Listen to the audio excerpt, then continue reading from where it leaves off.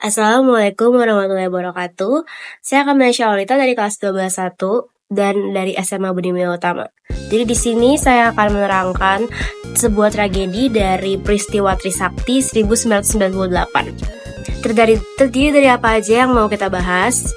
Yang pertama ada kronologinya, ada latar belakang, upaya penyelesaiannya, dan pelanggaran HAM yang sesuai dengan undang-undang. Pertama kita bahas dulu tentang sejarah tragedi atau kronologinya Trisakti 1998. Tragedi Trisakti terjadi pada 12 Mei 1998 ketika aparat keamanan menembaki mahasiswa Universitas Trisakti yang sedang melakukan aksi demonstrasi menuntut reformasi dan mundurnya Presiden Soeharto. Peristiwa ini menjadi salah satu titik penting dalam kejatuhan Orde Baru dan mendorong perubahan politik di Indonesia. Pada 12 Mei 1998, terjadi demonstrasi di Trisakti. Ribuan mahasiswa Universitas Trisakti menggelar aksi damai di kampus mereka, mendesak reformasi dan menolak adanya Orde Baru. Mahasiswa berencana melakukan long march ke gedung DPR atau MPR, tetapi dihalangi oleh aparat keamanan atau Polri dan TNI.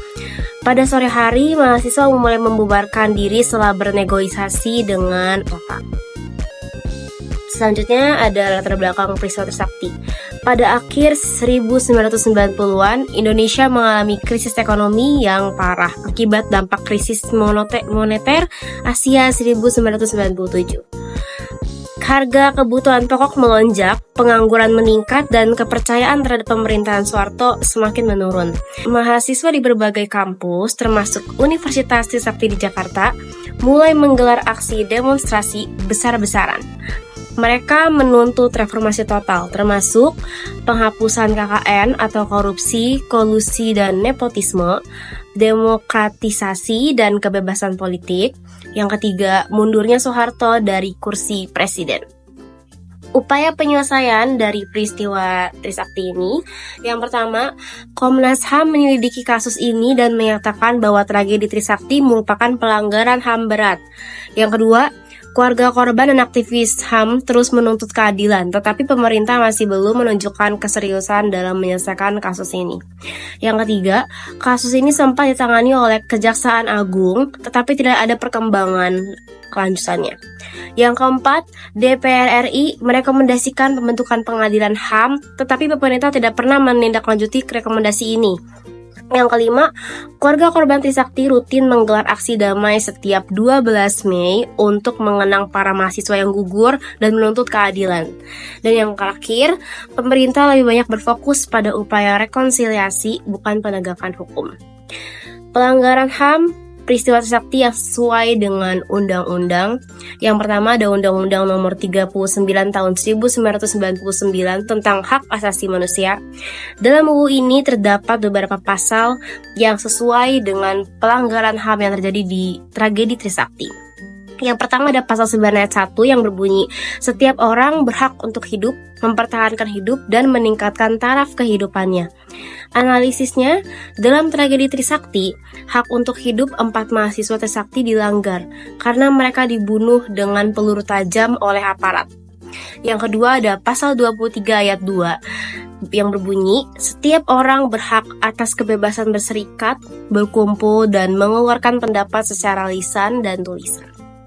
Analisisnya, mahasiswa melakukan demonstrasi damai sebagai bentuk kebebasan berpendapat, tetapi malah dihadang dan ditembak oleh aparat. Yang ketiga ada pasal 33 yang berbunyi, setiap orang berhak untuk bebas dari penyiksaan atau perlakuan yang kejam, tidak manusiawi, atau merendahkan derajat martabat manusia.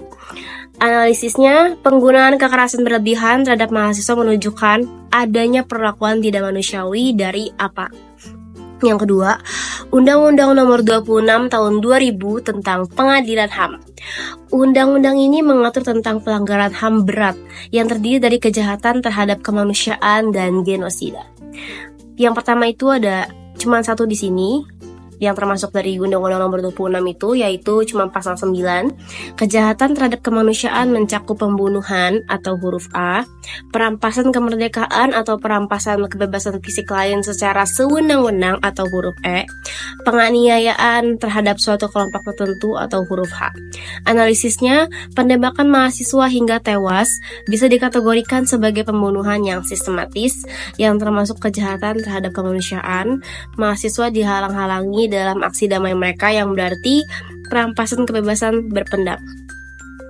Jadi, inti dari peristiwa Trisakti adalah tragedi penembakan terhadap mahasiswa Universitas Trisakti pada 12 Mei 1998 oleh aparat keamanan saat mereka berdemo menuntut reformasi dan pengunduran diri dari Soeharto.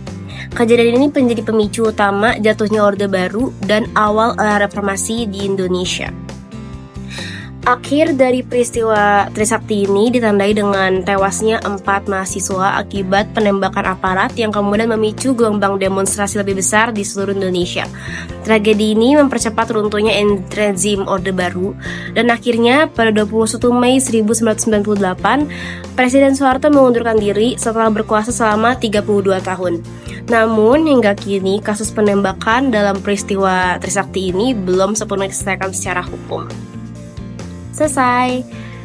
Itu saja dari saya. Terima kasih. Wassalamualaikum warahmatullahi wabarakatuh.